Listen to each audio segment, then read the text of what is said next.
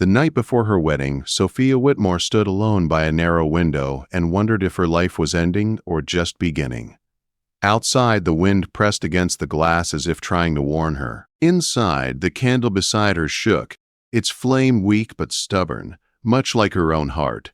In less than 12 hours, she would belong to a man she had never met, a duke, a stranger. A fate decided without her voice. England, 1848. Sophia was only 20, yet grief had aged her far beyond her years. 6 years earlier, a sickness had swept through her childhood home and taken everything that had ever loved her without condition.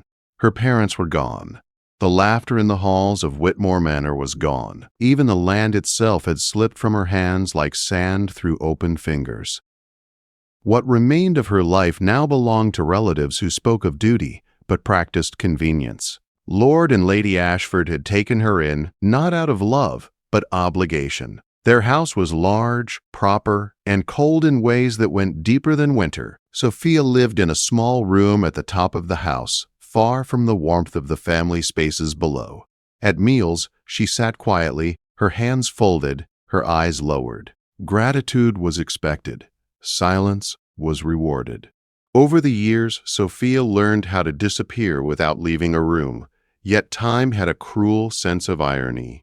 The same years that stripped her of family also gave her something else: beauty. Not the loud kind that demanded attention, but a quiet one that lingered.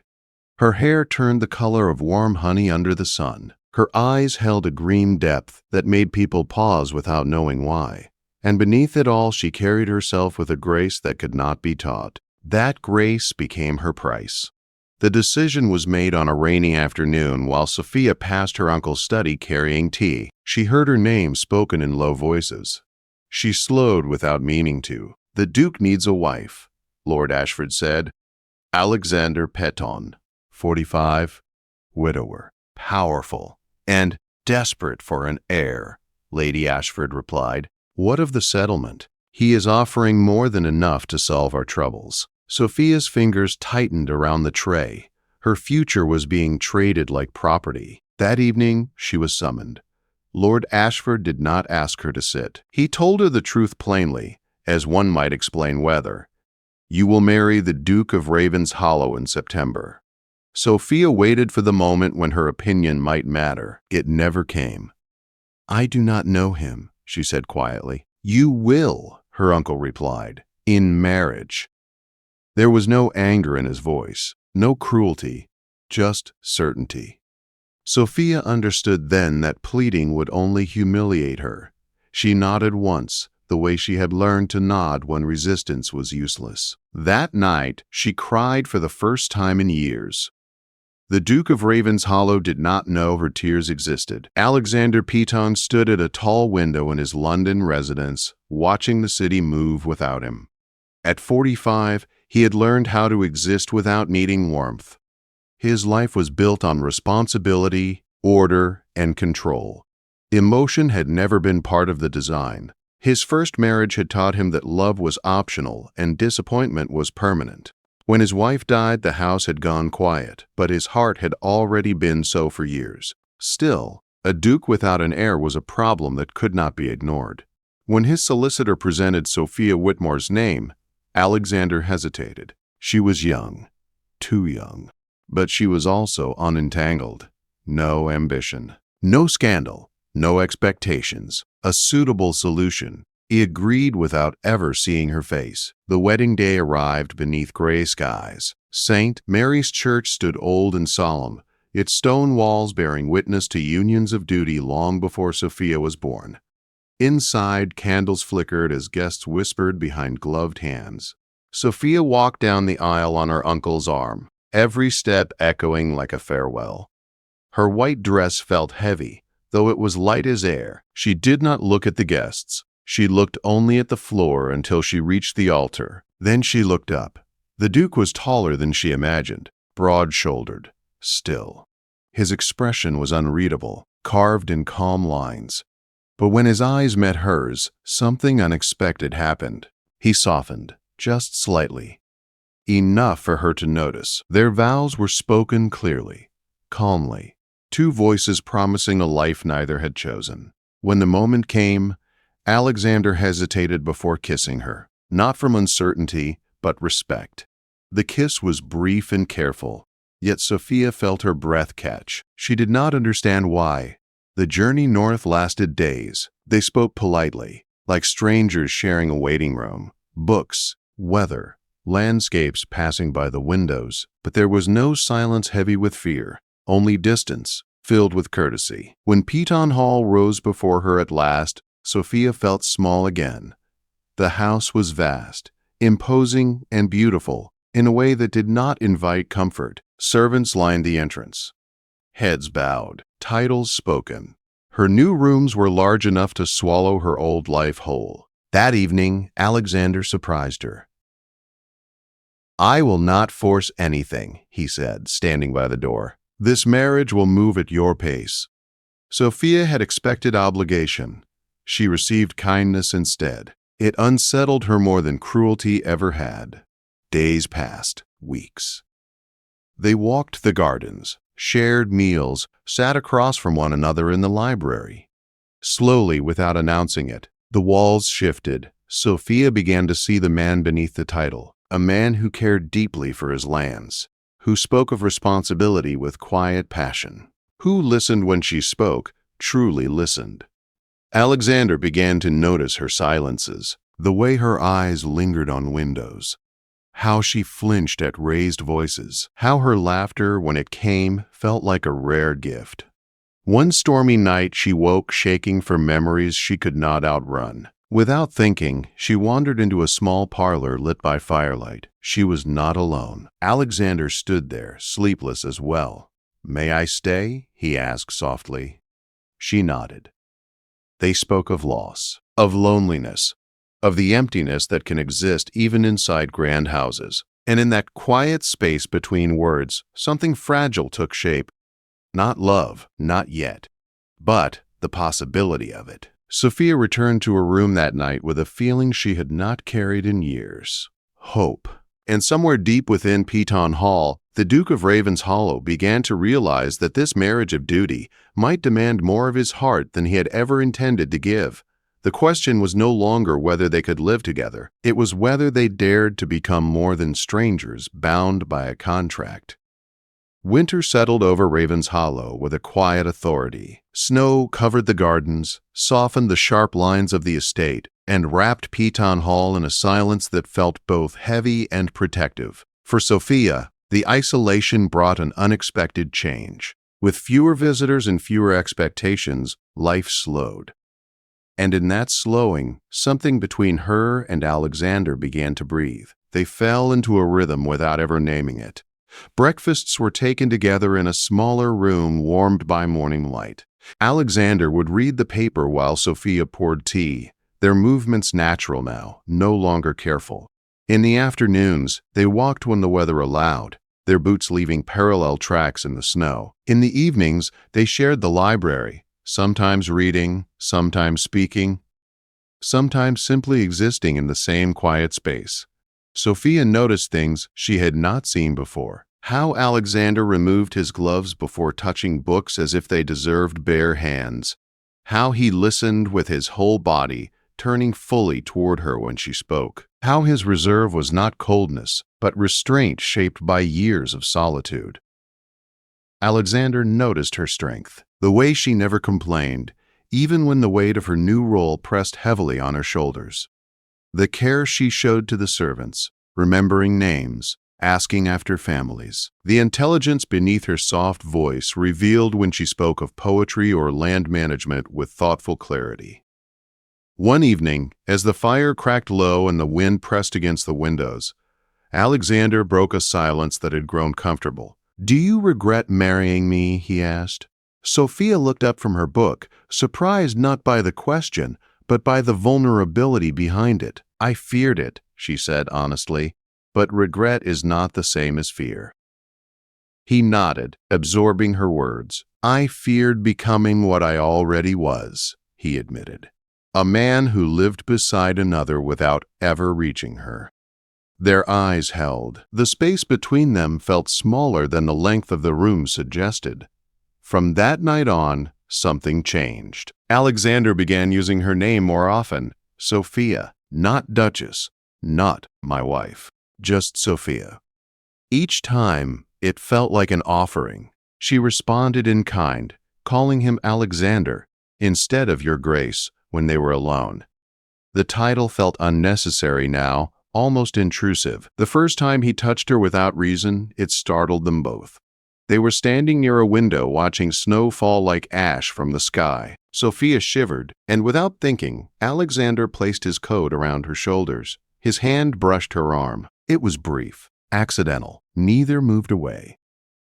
Sophia felt her breath catch, not from fear but awareness. Alexander withdrew slowly, as if afraid to break something fragile. "I should not," he said quietly. "I did not mind," she replied. The silence that followed was charged with words neither yet dared to speak. January brought the winter ball, a tradition older than Alexander himself. Sophia dreaded it, the weight of expectation, the scrutiny, the whispers that would follow her every step. She confessed her fear to Alexander on the morning of the event. He listened, then said something she did not expect. "Dance only with me tonight." She smiled faintly. "That may cause gossip." "Let it," he replied. "I would rather be talked about than watch you disappear into a room full of strangers." The ball transformed Peton Hall into light and sound. Chandeliers burned bright. Music filled the air. Guests arrived in waves of silk and jewels. When Sophia descended the staircase, Alexander was waiting. For a moment, he forgot how to breathe. She wore deep blue velvet, simple but perfect. Her hair was pinned softly, her eyes steady. She did not look like a girl sold into marriage. She looked like a woman who belonged exactly where she stood. They danced early in the evening. The waltz carried them across the floor, his hand firm at her back, hers resting in his with quiet trust. As they moved, the world fell away. "You are doing wonderfully," he murmured. "I am only following you," she replied. "And I am honored," he said. The words stayed with her long after the music ended. Later, as the night deepened, Alexander leaned close and spoke softly. His voice meant only for her. "You have brought warmth into this house," he said. "I had forgotten it could feel like this." Sophia looked at him, her heart unsteady. So had I. When the last guests left and silence returned, neither wanted the night to end. They lingered by the fire, no longer pretending the closeness was accidental. It was Sophia who spoke first. "Alexander," she said, her voice barely above the crackle of the flames, "do you believe affection can grow into something more?" He turned to her fully. "I believe it already has." The words were simple, honest. And they changed everything. Days passed, and restraint grew harder. Their conversations deepened. Their glances lingered. Each brush of hands felt intentional now, though neither crossed the line that remained unspoken. Until the storm. The wind howled through the halls one night, shaking windows, rattling doors. Sophia woke trembling, old memories clawing their way back. Without thought, she wrapped herself in a robe and fled her room. She found Alexander in the west parlor, standing by the window, unable to sleep. He turned as she entered. "Sophia." She did not speak. She crossed the room and stopped a few steps away. He saw fear in her eyes and something else beneath it. "May I stay?" she asked. "Yes," he said immediately. She sat. He joined her. Silence stretched, then broke. "I still dream of losing everything," she whispered. "Of being alone again." Alexander's voice was steady. "You are not alone." She looked at him then, truly looked at him, and something inside her settled. "I trust you," she said. The words struck him with more force than any declaration of love could have. He reached for her hand, slowly, giving her time to pull away. She did not. Their fingers intertwined, natural and sure. Sophia leaned into him, her head resting against his chest. He wrapped his arms around her with reverent care. "May I continue?" he asked softly. She nodded. The kiss was gentle, unhurried, filled with promise rather than hunger. It spoke of patience, of choice, of two people stepping forward together instead of being pushed. When they parted, neither felt uncertainty, only certainty. From that night on, they were no longer a duke and a duchess sharing a house. They were husband and wife in truth, bound not by obligation, but by the quiet decision to choose one another. Yet neither knew that the world beyond Peton Hall was watching, waiting, and that the greatest test of their love was still to come. Spring arrived slowly at Raven's Hollow, as if the land itself needed time to believe winter had truly ended. Snow retreated from the gardens, revealing dark earth and the first fragile green shoots. For Sophia, the change felt deeper than the seasons. Something inside her had awakened, steady and sure. She no longer woke with fear. She woke with purpose. Alexander noticed it first in the way she moved through the house. Her steps were lighter. Her gaze lifted more often. She spoke with confidence to the staff, offered suggestions, asked questions that showed not only kindness but understanding. She was no longer a guest in Peton Hall. She was its heart. Their marriage changed quietly, without announcement. They shared a bed now, not out of duty, but choice. Nights were gentle, filled with whispered conversations and the warmth of belonging.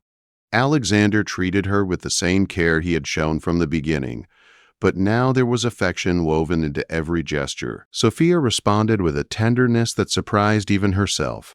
She had never known she could be this brave. One morning in March, as sunlight poured through the windows, Sophia felt a strange certainty settle in her body. She said nothing at first. Weeks passed before the doctor confirmed it. She was with child. Alexander listened in silence as the physician spoke, his face unreadable. When the man finally left, Alexander turned to Sophia slowly, as if afraid the moment might shatter. "Are you certain?" he asked softly. She nodded. For the first time since she had known him, Alexander lost his composure. He pulled her into his arms, holding her as though the world itself depended on it. "Our child," he said, his voice thick. "We made this." Sophia closed her eyes, overwhelmed not by fear, but by gratitude. News spread through the estate quickly. Servants smiled openly now. The house changed again, this time filled with anticipation. Alexander became fiercely attentive, walking with her daily, insisting she rest, listening to every concern, no matter how small. And then came London. They returned for the season as expected. Balls, dinners, appearances. Sophia carried herself with quiet dignity. Though her body was changing, her strength tested in new ways. Whispers followed her, some kind, some sharp. She ignored them all. At a grand gathering one evening, Alexander did something no one expected. He stood before the assembled aristocracy and spoke with calm authority. "My wife will have full legal control over her property," he said, "and full authority beside me in all matters of this estate." The room froze. Sophia felt the shock ripple outward, felt eyes turn toward her, measuring, judging. She reached for Alexander's hand instinctively. He held it firmly. Later that night, alone, she finally spoke. "You did not need to do that." "Yes," he replied, "I did." He looked at her then, not as a duke defending his decision, but as a man speaking to the woman he loved. "I will never allow this world to make you small again." Tears filled her eyes. "You have already given me more than I believed possible. That is because you deserve more than you were ever given." The months passed, and autumn returned to Raven's Hollow. Sophia's pregnancy was not easy, but it was surrounded by care. Alexander never left her side when he could help it. When labor finally came, he waited outside the room, pacing like a man undone. The cry of a child broke the silence before dawn. "A boy," the midwife announced. Alexander nearly collapsed with relief. When he was finally allowed inside, Sophia lay exhausted but radiant, their son in her arms. Alexander knelt beside the bed, tears unashamed on his face. "Our son," he whispered. They named him Edmund. From the moment he was born, Edmund changed everything. Peton Hall filled with laughter. Alexander proved himself an attentive father, ignoring every rule that suggested distance. Sophia watched him with a love deeper than she thought her heart could hold. Years passed. Another child followed, then another. The house grew warmer, louder, alive in ways neither had imagined when they first stood together at the altar as strangers. Sophia found her voice beyond the walls of her home. She opened a school for orphaned girls, giving them education, dignity, and choice. Alexander supported her fully, proud without restraint. One evening years later, they sat together at Whitmore Cottage, watching their children play in the fading light. "Do you remember the night before our wedding?" Sophia asked softly. Alexander smiled. "You looked as though you were walking toward a storm." "And instead," she said, resting her head against his shoulder, "I found a home." He kissed her hair gently. "We found each other," he corrected. Sophia thought of the frightened girl she once was, the contract she had feared, the life she had not chosen, and she understood at last. Love had not arrived as a promise. It had arrived as a choice, chosen again and again until it became everything.